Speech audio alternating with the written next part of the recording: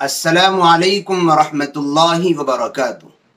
उम्मीद करता हूँ दोस्तों आप तमाम हजरात खैरियत से होंगे।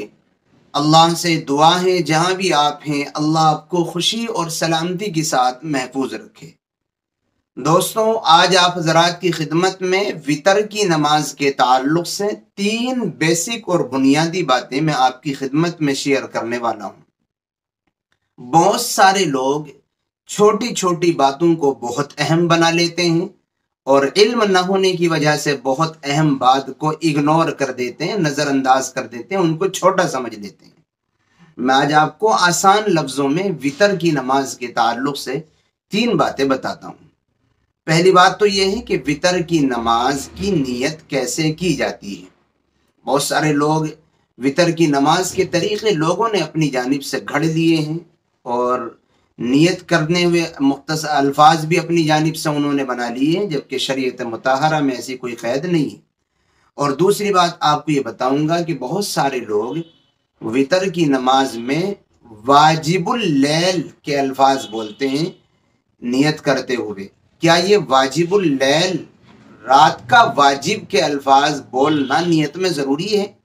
इसके बगैर वितर की नमाज दुरुस्त नहीं होगी। और तीसरी बात यह है कि वितर की क़ज़ा की जाती है या नहीं। किसी की इशा की नमाज निकल गई, क़ज़ा हो गई, अब वो अगले दिन पढ़ रहा है या 10 दिन के बाद पढ़ रहा है, या किसी ने अपनी क़ज़ाए उम्री शुरू की है, ज़िंदगी की जितनी छूटी हुई नमाजें हैं उसने उनको पढ़ना शुरू किया है, तो इशा की नमाज जब वो पढ़ेगा तो इशा की नमाज के वितर की क़ज़ा करेगा या नहीं। ये 3 बातें आपको बतलाऊंगा। सबसे पहली बात आप ये समझिए कि वितर की नमाज की नियत कैसे करें। याद रखें, नियत नाम है दिल के इरादे का।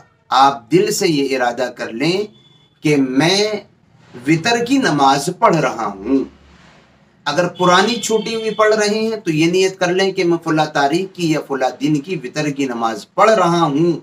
आपकी नियत दुरुस्त हो गई। अब इसमें अलग से कोई सुरखाब के पर लगाने की ज़रूरत नहीं है, कोई रटे रटाए अल्फाज बोलने की ज़रूरत नहीं है।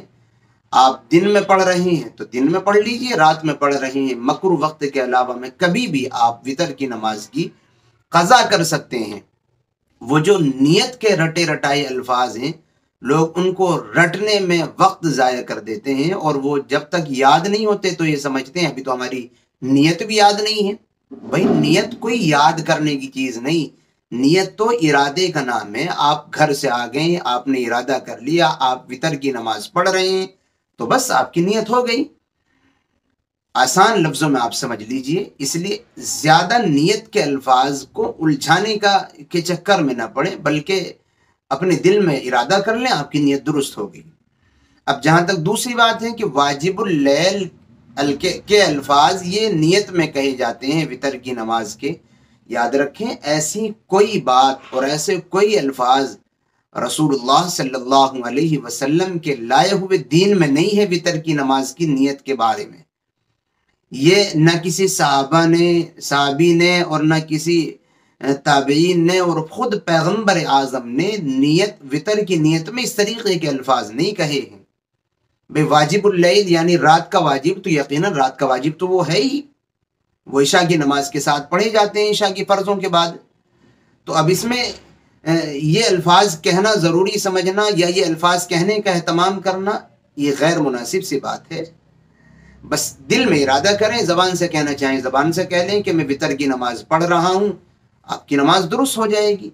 अब ये जो अल्फाज अपनी जानिब से लोगों ने बना लिए हैं ये बेबुनियाद हैं, बेअसल हैं, बेहकीकत हैं। इस तरीके की बातें गैर ज़रूरी हैं।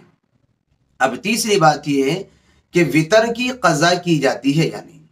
याद रखें कि अगर आप क़ज़ाए उम्री पढ़ रहे हैं या आप कल परसों की 10 दिन 20 दिन पुरानी छूटी हुई इशा की नमाज पढ़ रहे हैं तो उसमें आपको फ़र्ज़ और वितर दोनों की क़ज़ा करनी होगी।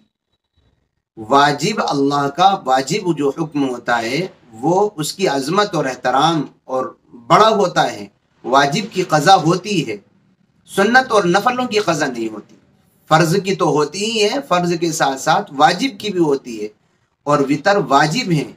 इसलिए अगर आपकी इशा की नमाज छूट गई है या आप क़ज़ाए उम्री कर रहे हैं تو آپ عشاء کے فرضوں کے ساتھ ساتھ عشاء کے وطروں کا بھی کی بھی قضا کریں گے. ان کی قضا کرنا بھی مومنین کے لیے اور نمازی کے لیے ضروری ہوگا. اب آپ جس وقت بھی چاہیں اپنی سہولت کے اعتبار سے مکروہ وقت کے علاوہ میں عشاء کی نماز کے ساتھ ساتھ وطر کی بھی قضا کریں، ورنہ گناہ ہوتا ہے وطر کے چھوڑنے سے. امید کرتا ہوں میں آپ کو اپنی بات سمجھا پایا ہوں. دعاؤں کی درخواست ہے. پھر ملیں گے انشاءاللہ کسی نئی اور اچھی ویڈیو کے ساتھ. السلام علیکم ورحمۃ اللہ وبرکاتہ.